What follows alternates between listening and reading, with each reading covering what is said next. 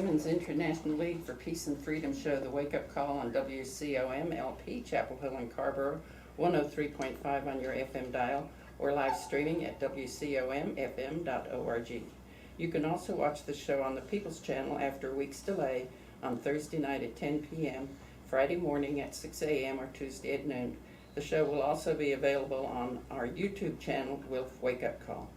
I'm Iris Schwinzer here with our host, Glory Hoyt, and Emily O'Hare on the camera. Today our special guests are Jason Cavelier-Keck and Crystal Redbeard Cavelier-Keck.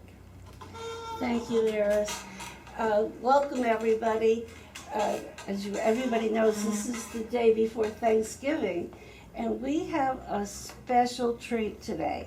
I was so happy when I made the invitation that Jason Crazy Bear and his wife Crystal Cavelier agreed to come to be on our show to tell us the alternative view, the Indians' view of Thanksgiving, which is quite different from the myth that we grew up with. And we're so tickled pink to have you here and to talk about the Indians' way of looking at Thanksgiving, and also a lot about what you're all doing to educate all of us in this area about the Indian way of life and some of our history that needs some education for sure. So welcome to the show, Crystal and Jason. Alito Achukba Yakuke. It means greetings, hello, and thank you for having us. Meku Witahe. That's just welcome friends in Toodle Saponi. So thank you so much to the Raging Grannies for letting us be here, and I really appreciate that. Yeah, well, and this is the Women's International League for Peace and Freedom show, and we're just so happy to have you here. We've been doing this show for about 13 or 14 years, and this is just a real, I think it's a first, and definitely it's our first Thanksgiving. Well, I hope we can make this a tradition. I think that would be great, yeah. So okay, I saw both of you at the climate rally in Raleigh a few months ago. You were the ones who led it off, and so this is something that really fits in with Native American Indian spirituality. Mm-hmm. I don't know, maybe we could start talking about that, and we'll take it wherever you want it to go. First. So what my wife and I realized shortly after we were married is that social justice, climate justice, equity justice, all of these things are intertwined. Food sovereignty. We actually got into non-GMO indigenous food growing and seed keeping and protection. We got introduced to a group called Braiding the Sacred. And they came all the way out to our tribal grounds and gave us back some of our original seed. And so then my wife supported me to start a nonprofit called Saponi Stickball, which is the traditional stickball. Almost every tribe on this side of the states had some form of stickball of different rules. My tribe, the Choctaw, we called it kabucha or kabucha. And it was a spiritual game, and it was a game that came with all the ceremonies, the harvest ceremonies. It was a way to negotiate outside of warfare, where there wouldn't be a loss of the male presence in the tribe. So it was an alternative to that. Some tribes would call it the little brother of war, because it depicted the competition, it depicted the bravery, and it didn't have the casualty. So we just kind of started doing things that felt right in our heart, and we realized that all these things are connected. The air, the water, and the land have always been revered by our people, and we've always had a problem with the dominant culture, or the European American capitalist culture, being so, I would say, addicted to doing things that upset the way of the earth, and being dependent on it. And what I always tell people is, I was telling a class in, what was it? Was it Elon? Mm-hmm. I was saying, no, that was in Boone. What was it called? Appalachian State? Yeah, I was telling them that all of our technologies are given to the people probably 50 years at best later than we have the technology. So the cell phones we have, they could have gave us 50 years ago. And that's with all the green environmental energy resources that we have. They knew about it long ago. They've shelved it because they've been lazy and they just want to do what they've always done because it's easy. They don't have to retrain anybody. They don't have to. Anyway, so we just really started seeing all these things interrelated, and we are what I would call traditionalists. So that means to the best of our ability, and by no means 100%, we try to live the way of our ancestors. And very hard to do. I mean, we have the same dependencies as everyone else. We got to put, we got 5 children between us. We got to put food on the table. So, but the best we can, we try to honor those things that have been preserved, if for no other reason that those preservations are almost miracles. It's very clear that the European settler did not want our way of life to exist. There was a time we did not want our people to exist. And then there became a time with certain compassionate abolitionists and such that were fighting for some kind of compassion and mercy for the people they were trying to eradicate. And the solutions weren't very much more. The solutions were like, okay, we educate them and brainwash them and make them like us, and they can stay here. But they can stay in the worst parts of the lands. Those that don't want to assimilate, will leave them in these concentration camps, and we'll deceptively call them reservations, and let the rest of the mainstream think that we're taking care of these folks in a humanitarian way. So we just know the real stories from our ancestors and our elders, and we're just trying to do something about it. It's long time for the two-legged people of the world to be in harmony, regardless of class, regardless of race, regardless of gender, regardless of belief. Like I was talking about technology being 50 years hidden, I would say this harmony of the people has been about 100 years hidden. I know that everyone has a primitive, barbaric history dating back to dark ages on every continent, but we're about 100 years into our intellectual revolution where we understand these ways do not have to prevail. These ways of bigotry, racism, violence, sexual violence, predatory action. I would say we're well overdue to be done with all those things as a planet. Wow. And when you and Crystal got married, you became a dynamic duo, it sounds like. Yeah. Well, I kind of wanted to touch back on about our indigenous garden. Yeah. So, along with breaking the sacred from the Six Nations, we also worked with Frank Kane, Fix. So he has the Alliance of the Native Seed Keepers, and he gifted us with more seeds that we're going to plant. And our goal is for the community. Now, who is this that gave? So Frank Kane, but we call him Fix. He's related to me. Okay. He's Tuscarora, and he founded him and Beth founded Alliance of the Native Seed Keepers. So these are a family of yours that go a little bit older than. Well, we just found out we were related. Oh, for goodness sake. And he's in Virginia, so his organization is in Virginia, and they do a lot of grassroots work. They're trying to keep the seeds and give them back to indigenous communities. Wow. To try to help bring about food sovereignty. And so that was one of our goals, is to have an indigenous garden in the community so we can teach the people how to garden with non-GMO seeds, how to harvest and bring back the ceremonies. Like Jason was saying, that we're traditionalists. We are traditionalists in a sense. We're all about ceremonies, trying to just do things in a former way of life, because it was taken from us here on the East Coast. What, about 200-300 years? We had to be assimilated, and we had to fit in. So that means we either blended into communities, white communities, or the black communities. So most of our traditions were lost, or they were just retaught in a different way. So like my grandparents, we grew corn, and then we would make corn husk dolls out of them, but never told it was native. I remember sitting in the wintertime, and my grandma, we would make beaded necklaces. You know, we would take corn and string them up. You know, things like that. So it was a lot of things that was hidden, and we couldn't talk about. We were Native because that's just something you didn't talk about. Like Jason was saying, if you told you were Native, they would cart you up, take your land, and you know, my grandparents and parents were like, we worked too hard for the government to come and take this, so we're just going to blend into our community and we will never speak of it.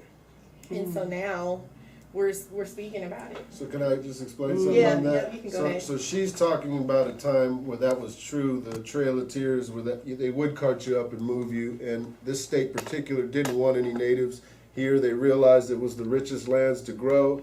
In my home state, Louisiana, what they did was traded us 15 million acres of Oklahoma soil to steal 11 million of our sacred grounds. And that's why there's Choctaw all the way up from our original areas of Alabama all the way up to Oklahoma, Tennessee, Texas, Louisiana.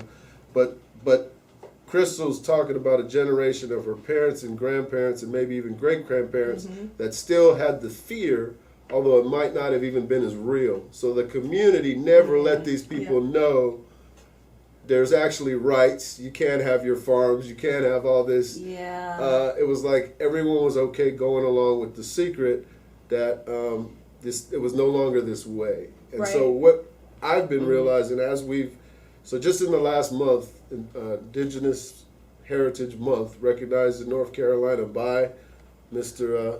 Cooper himself. Oh yeah, the Crystal and I have been invited to about 4 to 5 different colleges, 4 to 5 different grade schools, 4 to 5 different rallies and protests, some of those.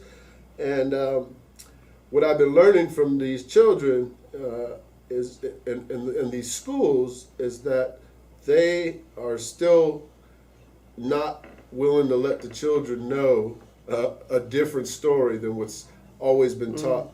For instance, I was at a friend of ours, and I'm just going to shout out to him, Patrick Suarez of the Meher Nation, because when the KKK was meeting in Hillsborough, and we called for indigenous to stand there and march against that hate, Patrick drove many hours and was right on it and helped us lead that march of about 1,000 different kinds of people against hate. And as far as I know, the KKK hasn't shown up back since then. So I went to his own children's school, and the public grade school of his 2 older daughters was great. We went to his younger daughter's it was a pre-K. Pre-K school, and they marched these little children out with fringes on their clothes that they had made in their arts and crafts, and the old paper mache, headdresses and feathers.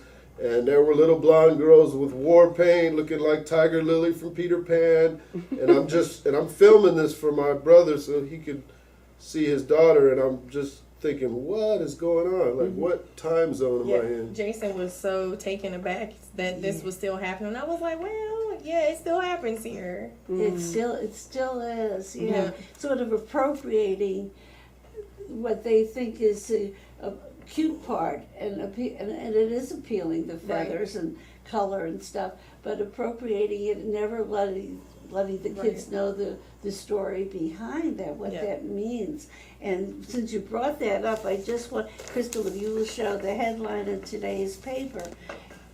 Some North Carolina teachers peel away the myths about Thanksgiving. So what you're trying to do in going to the schools and colleges, it is a beginning movement in the schools, but way overdue. Why is it now? Wasn't this happening, years and years ago? I'm glad it's happening now, but it's sort of little and sort of late.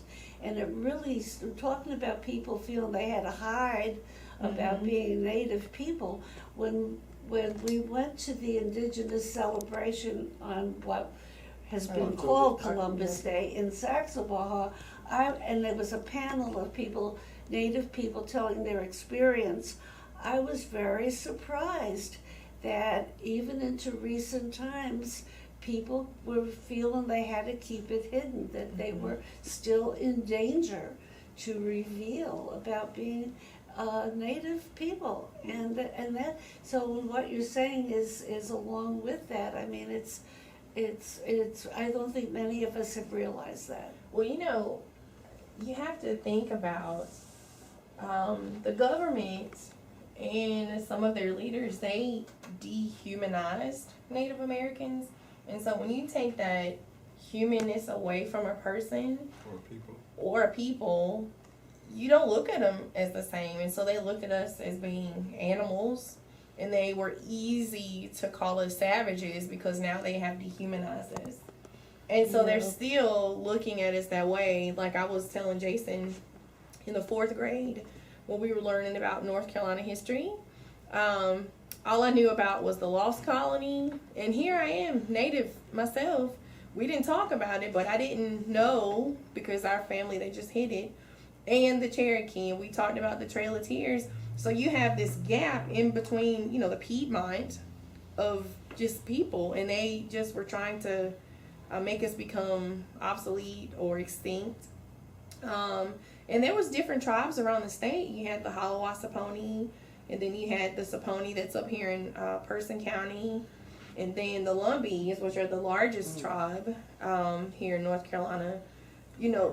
They were, there was just like in their own little communities. And what I found out when I was just looking at my family tree, we had different people that intermarried. It was generations back, but even locally, like Elliot Lynch, I found out he is related to me, but he also married a cousin of mine. So I was looking at it like, is this something that they kind of knew? Or like, hey, we're both Native, or things like that. I just kind of like to look at how those things work out. What are you going to say, Jason?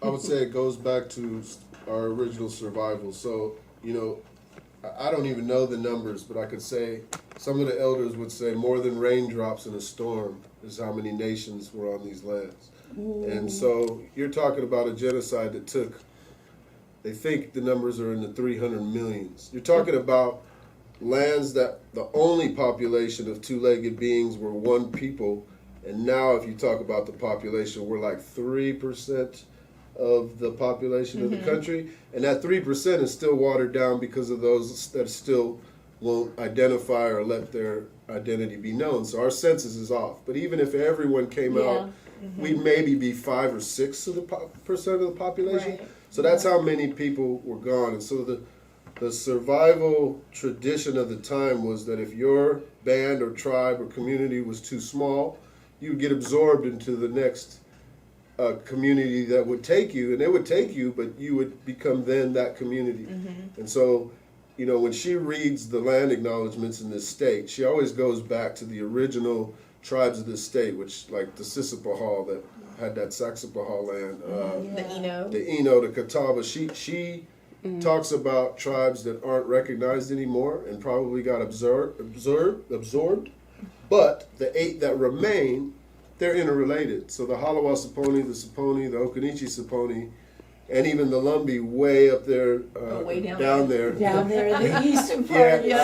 They have they have relatives. So that just means that the same things were going on. Yeah. And so it's survival. We did different things for survival. Well, and I think it's just in relatively recent years that it's come out to more of us about the schools that they took the children away from their parents, forced them into these schools, cut their hair, made them not even punish them Right. if they spoke their own language and everything to take their culture away. And the whole idea was, well, if we're not going to kill you, we're going to make you like us, like you just said a little earlier, and then it'll be okay for you to be among us if you're if we Subservient and obedient. subservient and obedient and have lost your culture and your history. Yeah. And that is what is so dangerous for for any people's.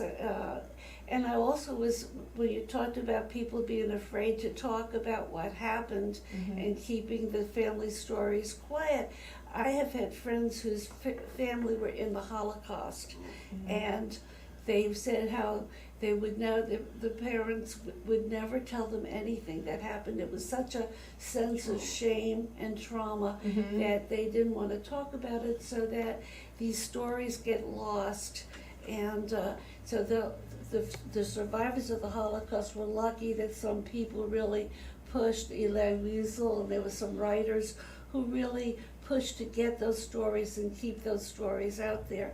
And I think now is this, I see it as a resurgence of Indian culture, and you all struggling to get those stories and that history out there so that you all know it and the rest of us get to know about it. Right. I mean, that's true. Like, I guess we can kind of segue into the stories. Like, speaking about the pipeline, the MVP, the Mountain Valley Pipeline is coming through.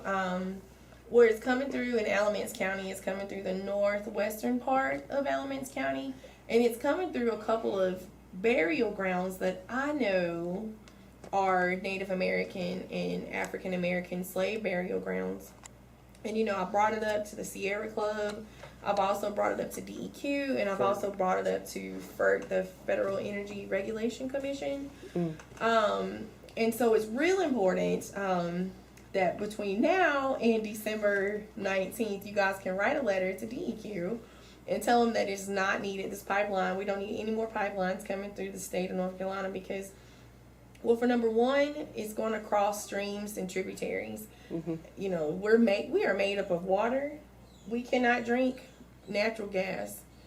Another thing is, it's going to destroy the remaining species that we have left. Like, I don't know, there's like this little brown bat that I've seen in the studies, and there's some mollusk. Is that how you say that word? Mollusk. Mollusk. Yeah. And so, and then even if it was to blow up, it's so close to where people live. Like, it's going to end up right there at ACC. And, if it blows up, it's going to destroy that whole campus. And I don't know if people don't understand or they just don't care, but they need to care. And this goes through everybody, whether we're indigenous, whether you're white, whether you're black, it affects everybody. And I feel that, if you are here, you're stewards of the land. You need to just stand up and just, speak your voice, because it's dangerous. But I look at it, and I've been watching a lot of documentaries, and what they say is these companies that are coming through here, they don't have a connection to the land. So they really just don't care. They don't have any ancestors here. They don't feel a spirit, and they just don't care about us. So she's touching on something that I learned from two directions. We befriended an amazing man, Omega Wilson. Omega Wilson, for What's his name? Omega Wilson. He's from Mebane, West End Revitalization Project. Okay. And he's raised two amazing young men. Shout outs to A.O. Wilson and Omari Wilson. Yeah. They actually went to school with Crystal when they were young. But Okay. Omega has been through the churches and the spiritual path, speaking about protecting old burial grounds of indigenous and slave and freed African burial grounds.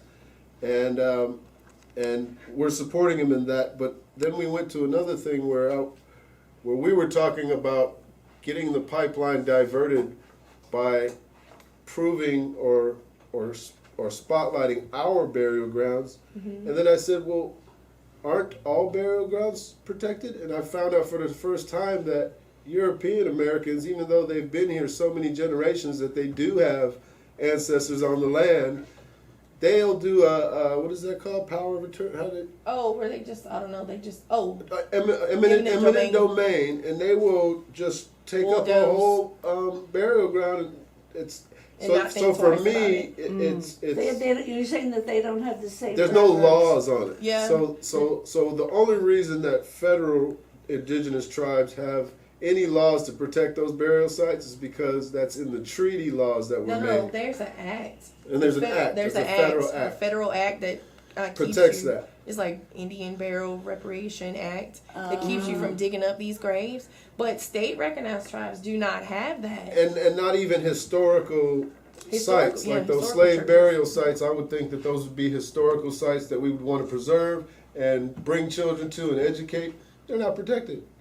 And so it just lets me know that the percentage of the population up there, in the billion, we call them elite, we call them whatever, those folks do not have a reverence or respect for history, culture, ancestry, things that were a way of life for us. And so that's why I feel the need to educate. So another thing I wanted to, as she segue into that, and we're talking about seeing those children growing up doing those same things that that have been done that are disrespectful to our culture. It does something else. So when our culture is romanticized and taken out of context, it becomes fetishized. And when it becomes fetishized, it puts our women and our children at risk. So when somebody can look at us not like a person, but like this forgotten, conquered, ancient thing from their history book, and then put us in modern day space in that role, it creates a predatory context for men, mostly, that would do that type of thing. We become the easier targets. I would say people of poverty all have this problem because they look at it, if we're not as educated, if the police are used to serving us for all kinds of other things, we're not taken seriously when we reach out to help for our families. But particularly, if you want to count numbers, indigenous populations are the highest attacked women. We're the highest incarcerated men and women. Again, we were talking about that we only represent 3% of the census. So how do we have higher numbers per our 3% than all these other cultures? And I would have to say it's because we're targeted. And the pipelines do the same thing. So she's talking about MVP, one battle, one pipeline that we're standing up against because it's right in our backyard in our tribal grounds. Yeah. But I've personally been resisting when Canada was fighting KXL, when Dakota was fighting DAPL, Yes. when my own homelands were attacked by the Louisiana pipeline. So, and then when the Lumbees and Miss Donna Chavis were standing up to the ACP pipeline just down our neighbors. Jackson. So these pipe companies, for some coincidental reason, always take indigenous trade paths or indigenous land paths to do their dirty work, and there has to be a reason. Now, I know the convenience reasons is because yes, the MVP's scheduled path was a trades path even long ago in the 1700s in the fur trade. I mean, you would find goods down in Florida going up all the way to Canada. So it's always been a trades path, but why not preserve that as a historical site? Why throw a pipeline in it and destroy everything in the environment of it, only to ship pipeline to like India? I believe that oil that they're going to be... Well, that's what's Like so frack gas. frustrating. Here is this beautiful state. I moved here in the 60s. And we just, because in upstate New York, they had decimated so many trees, after the Second World War. And we're living outside Syracuse, and we came down here before my husband accepted the position to come down here with IBM at the time. And we just was so struck with the beauty of this land and all the trees and stuff. And now they're trying to crisscross this whole state with these pipelines that are notorious for leakage, notorious for problems, and it's just so sad and so infuriating, because this is not even to bring us the gas for our homes. It's to bring it down to some port and send it over to Europe and other countries. And that's like ruin our land for somebody in these investors in other places to make their pot of gold, their betrayal silver shillings or whatever. Yes. So for 30 pieces of silver, to send it over to other countries and ruin our, and I think if people could just get that in their head, this is not going to benefit us. Yeah, and it's not a Oh, excuse me. okay. This means it's a station break. Iris keeps us on target. This is Wilf's Wake Up Call on WCOM LP Chapel Hill and Carver, 103.5 FM. You can stream us live at WCOMFM.org. Yeah, and Crystal, you were going to say something. If I totally forgot what I was gonna say. we were talking about the pipelines pipeline. and going to someplace else and ruining our land for people's money and greed in other parts of the country. And Oh, well, I just think that people, they just need to get educated in this. Just learn or listen to your kids. If you have kids or grandkids, listen to the young people because climate change is coming. And I mean, I don't know if you guys can tell it, but I surely can. When it's snowing all crazy times of the year or when it's so hot, or this summer we had like flash droughts. Like we have the lake that's in Mebane. It's the, I think, Grand Burlington Lake or the Grand Mebane Burlington Lake. I've never seen a lake get that low before. I mean, scary stuff. So yeah. yeah, so this is something I think the dominant culture is learning from Native Americans. It's kind of this new gestalt, this respect or reverence for the land, and it's late in coming, and it's just still a minority, but I mean those ideas are spreading to our young people, and that's where a lot of our hope lies. And when you were telling me at the beginning of the show about going to these schools, whether college or down to preschool, I mean that's where our hope lies. I think that's true. Yeah. So I was that the only commercial break? Yeah. Oh, we're back on? Okay, I thought it was going to be an actual break. So I kind of wanted to talk a little bit about the Thanksgiving thing because I know that we have local people, and I know if they only look at social media, if they only if they're not educated in a format like this, there's going to be like unnecessary guilt around something. So let me just do a little piece on Thanksgiving. Okay.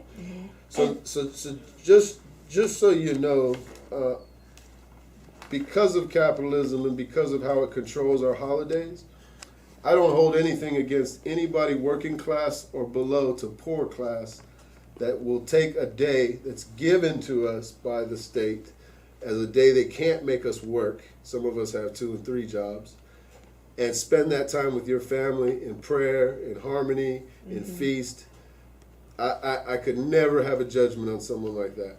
I couldn't even have a judgment on someone who's grown up thinking or using that time to bring appreciation or gratitude to their children or family's atmosphere. But what I can tell you is it's very. So, from my time on the West Coast, we celebrate an Unthanksgiving, where folks will go out to, at sunrise in the morning, traditional sunrise ceremony, will go out to Alcatraz Island, and they will have an Unthanksgiving ceremony. The same way over there on Plymouth Rock, my original relatives in the Wampanoag Nation, they will have what's called a day of mourning.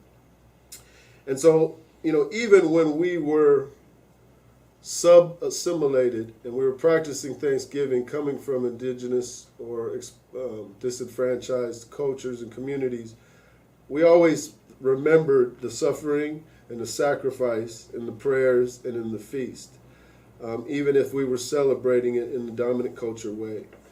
And so I would say that, that when I get up before the sun and do my sunrise ceremony each year, that's what that's all about. That's all about asking for forgiveness if for some reason, I do not want to dishonor the original ceremony of Thanksgiving. You got to understand that Thanksgiving wasn't a day for us. The November stuff comes from another ceremony. It's the harvest ceremony. So it was when we were celebrating as a community the wealth and health of our food growing. And then we had one big ceremony where all the people would feast, because we knew from then on through the winter we were going to have to eat sparingly. We were going to have to just conserve food. Conserve. And so to get through the winter. So one appropriation of the dominant culture Thanksgiving is it's led to a capitalist thing about it. And the first thing, if you know anything about our culture, our ceremony, our religious way of life, capitalism is as far from it as it can get. Yeah. So once you're actually growing crops of a bird to mass kill for families, right there, we would never do that because we have so much reverence for the bird. Yes, we ate that bird, but we actually hunted that bird. There was prayer before it. There was prayer in the killing of it. There was prayer and asking of forgiveness, and there was gratitude in actually consuming it. So the other appropriation would be that we would never celebrate abundance just for our personal family. So the whole abundance ceremony, the whole harvest ceremony was about abundance for all the people, and everyone was invited. And those that had less got the biggest cuts of meat, for instance. And now we've kind of turned it into, we have this thing with our family. We go, thank God that we made it and we have it and it's on our table. It's just, if you're going to celebrate Thanksgiving in the way of your traditions, and like I said in the beginning, this is the day the government gives us to do it, where they really aren't supposed to force us into labor, although some corporations are now breaking that. Go ahead and do that, and teach your children the gratitude, teach them the thanks, teach them the generosity is what I want. It's very hard for me to say this because I don't want to alienate anyone.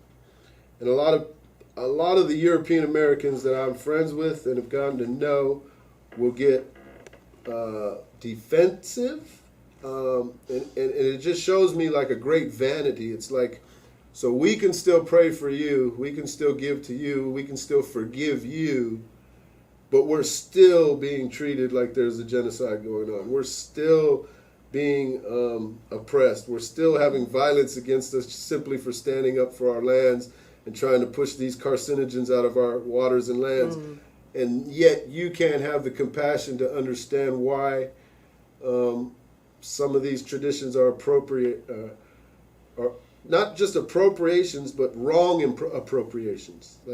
Like you got the big meal, you got the prayer and love and abundance, but where's the generosity? Like I would like to see a homeless person in everybody's house for Thanksgiving, or and not even Thanksgiving. It would, our harvest ceremonies lasted sometimes weeks, but at least 4 days. Most of our ceremonies would last at least 4 days because we believed that there needed to be 4 individual seasons of that celebration to get it right. It was a physical cleansing, a mental, an emotional, and a spiritual time, and each deserved its own sun and moon for that part of us, right? So now we got to crunch it together. Thanksgiving. So that's what I want to get across to Orange County and neighboring counties and whoever gets the People's Channel, is that I just want there to be more thought into what you're doing and how you're doing it, and more education to your children. Right. More, all of this stuff in the information era. You can look up what these things meant to us, what the Thanksgiving, before it was called Thanksgiving, it was called Thanksgiving, but it's kind of hard because we did a Thanksgiving for every kill or everything that we're offering something to. We had any feast, any time. We're always going to remember the abundance because sometimes it was scarce. I've been telling stories this month to all these classrooms, and I've been telling them from probably about 7 different tribes that were humble enough to gift me their stories. And I realized that like 3 out of 4 stories per tribe start with the beginning of the story, where a village was starving the hunters were not finding anything, the earth was not growing, and then the story leads to how that was changed. And so Yeah. it just lets you know that these things were very sacred, right? Yeah. Right. These holidays. Yeah, and don't make sure we leave enough time for the Thanksgiving.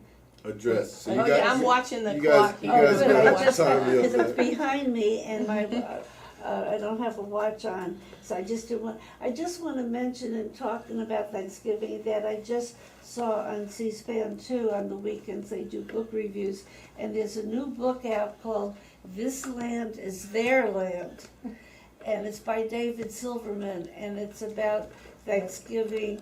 I think the subtitle is something like Plymouth, the Wampanoags, and the myth of Thanksgiving, and Right. telling the true story in New England, and saying that this has been made. It was just not at the time, but in recent, quite a long time after that Thanksgiving, that they started promulgating this story Yes. about it, and said that they were trying to sanitize New England as the model of our democratic founding, this really beautiful story, because to differentiate from the South and the West, which were noted for the genocide of Indian peoples and blacks, and trying to make them the exceptions, and the true story is the New England story. And so the Wampanoags have their own story to tell, which is quite different from our traditional Thanksgiving story. And as we said earlier on in the show, that now teachers like yourselves in the schools are beginning to let children know the truth of their history. You know, the truth will set you free, and it helps you understand and appreciate. And I think there is hopefully the beginning of a new appreciation of Indian culture and how much we need to learn from it, Right. and how much our dominant culture needs to change its whole way to more of the Indian spirituality in terms of reverence for the land. For you talk about the two-legged creatures, but also the four-legged for the insects. Yeah. All of those And I things. was- And I just want to say, we also learned, well, we've known, but we've gotten to meet other indigenous people through the Indigenous Peoples Movement, who did a march last January following the Women's March in Washington. Yeah. And so I was actually honored, my wife was honored to speak at that, and I actually got to speak right after Deb Haaland, the Congresswoman, but I will hold that story to my great-grandchildren right there. It's one of my proudest moments. But that Indigenous Peoples Movement is partnering with indigenous people all over the globe. So Yes. indigenous people, and I would even say, even the original indigenous tribes of Europe, which they're still in Russia. There's the what's their name? No, that's Sami, in Norway. yeah. That's in Norway. The In Sami. Norway is the Sami, but there's indigenous people in Europe that still try to live their traditional way. Yeah. And all of those ways were simply about stewarding the land and the earth and the planet, Yeah. and having a reverence and respect for it. I often tell people when they ask how the term of Mother or Grandmother Earth came, it was because we were always taught from the time we could understand that this was a relative of ours. So we treated the earth just like you're supposed to treat your grandmother or your mother. Your mother. And we actually believed it, because I believe it to this day, because when you're taught that, it's so there's something to be said for starting your children off early with these understandings and these Yes. appreciations. Yes. I don't think that any of those little girls yesterday would have not understood, because children are very sharp, if they said, now this girl is an actual Native American, so she can dress in the garb, but we actually are not, so we're just going to respect that. Her regalia. I don't think it would have taken away from any of the celebration that they were Yeah. planning. I just want you to know that Mr. Patrick Suarez did give the parents and the educators an education that day, and he gave it in a very humble and very smooth way, and he was able to teach it so that these young kids at the end, he asked them, so what are we not going to do next year at Halloween?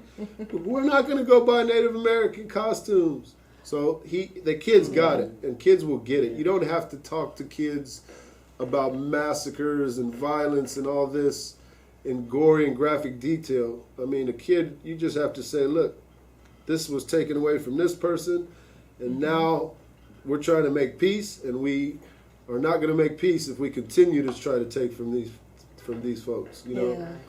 Well, speaking about education, I want to say that Jason and I, we founded the first Native American caucus for the state.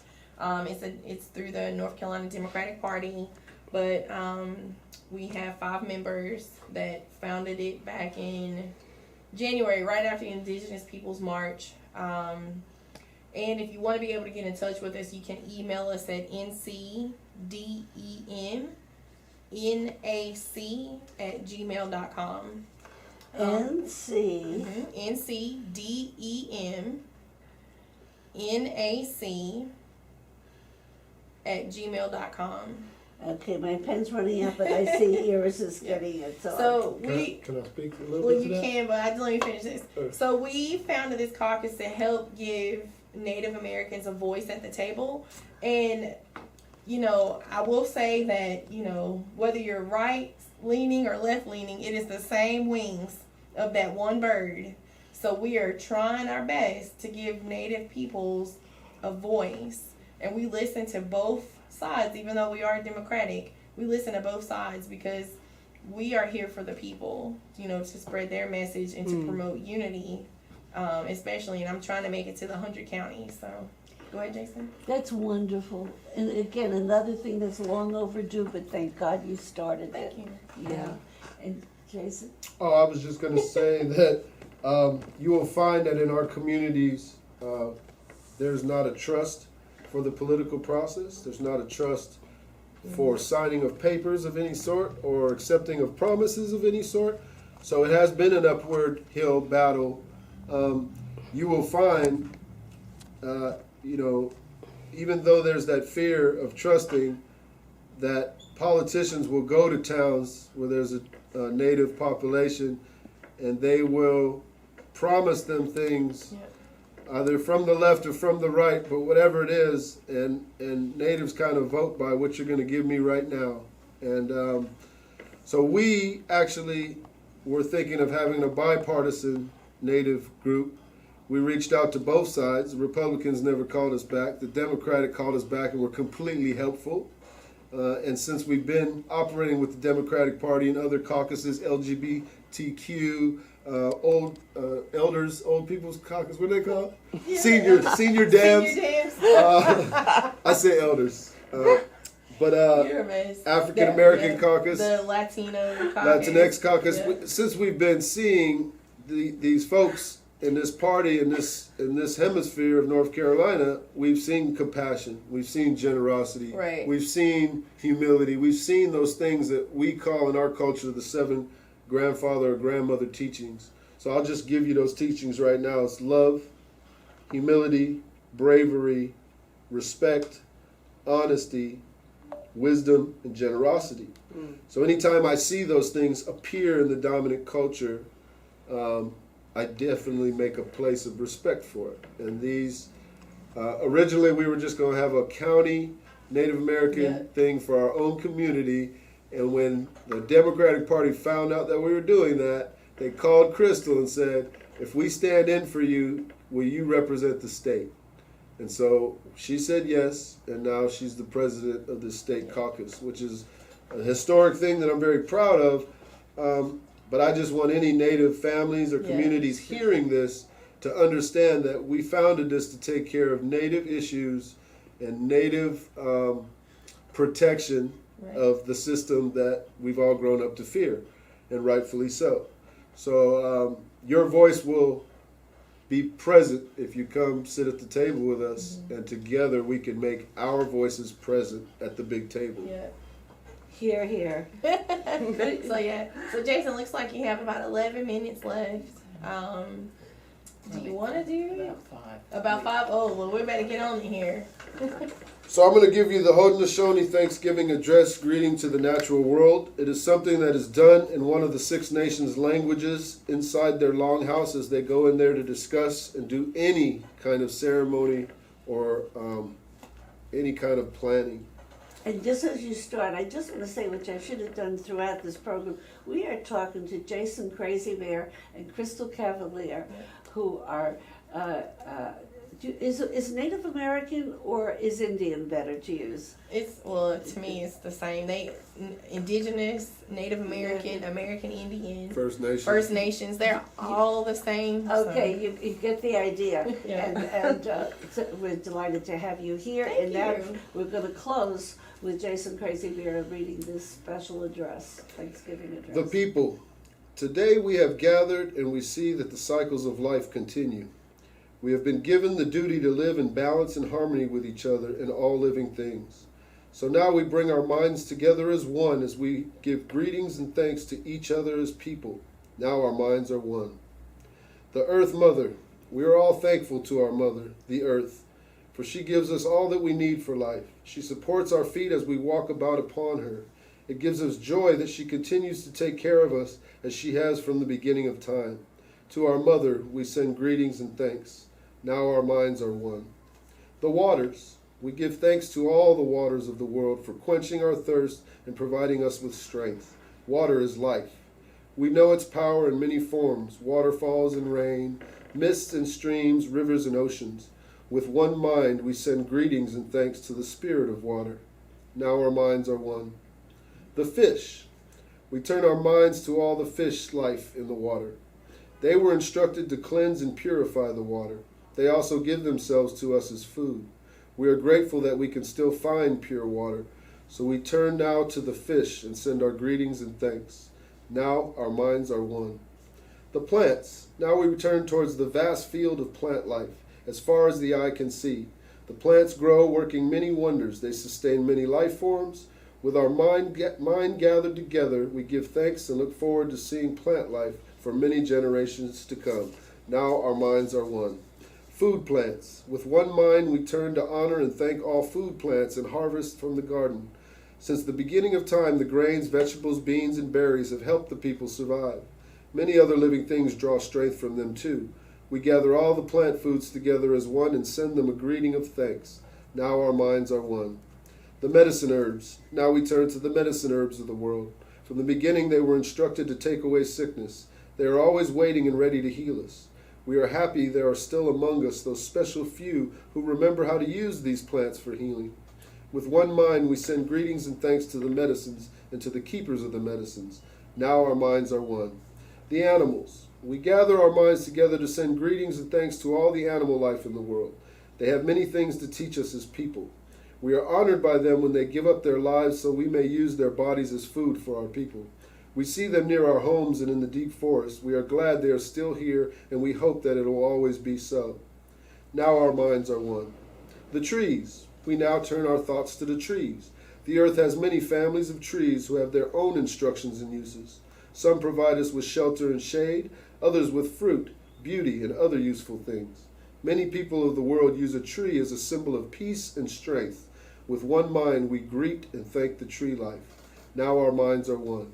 The birds. We put our minds together as one and thank all the birds who move and fly about over our heads. The Creator gave them beautiful songs. Each day they remind us to enjoy and appreciate life. The eagle was chosen to be their leader. To all the birds, from the smallest to the largest, we send our joyful greetings and thanks. Now our minds are one. The four winds. We are all thankful to the powers we know as the four winds. We hear their voices in the moving air as they refresh us and purify the air we breathe. They help us to bring and change the seasons. From the four directions they come, bringing us messages and giving us strength with one mind. We send our greetings and thanks to the four winds. Now our minds are one. The thunderers. Now we turn to the west where our grandfathers, the thunder beings, live. With lightning and thundering voices, they bring to them the water that renews life. We are thankful that they keep those evil things made by the Oquises in the ground. We bring our minds together as one to send greetings and thanks to our grandfathers, the thunderers. Now our minds are one. The sun. We now send greetings and thanks to our eldest brother, the sun. Each day, without fail, he travels to the sky from the east to west, bringing the light of a new day. He is the source of all fires of life. With one mind, we send greetings and thanks to our brother, the sun. Now our minds are one. Grandmother Moon. We put our minds together to give thanks to our oldest grandmother, the moon, who lights the nighttime sky. She is the leader of women all over the world, and she governs the movement of the ocean tides. By her changing face we measure time, and it is the moon who watches over the arrival of children here on earth. With one mind we send greetings and thanks to our grandmother, the moon. Now our minds are one. The stars. We give thanks to the stars who are spread across the sky like jewelry. We see them in the night helping the moon to light the darkness and bringing dew to the gardens and growing things. When we travel at night, they guide us home. With our minds gathered together as one, we send greetings and thanks to the stars. Now our minds are one. The enlightened teachers. We gather our minds to greet and thank the enlightened teachers who have come to help throughout the ages. When we forget how to live in harmony, they remind us of the way we were instructed to live as people. With one mind, we send greetings and thanks to these caring teachers. Now our minds are one. To the Creator. Now we turn our thoughts to the Creator, or Great Spirit, and send greetings and thanks for all the gifts of creation. Everything we need to live a good life is here on this Mother Earth.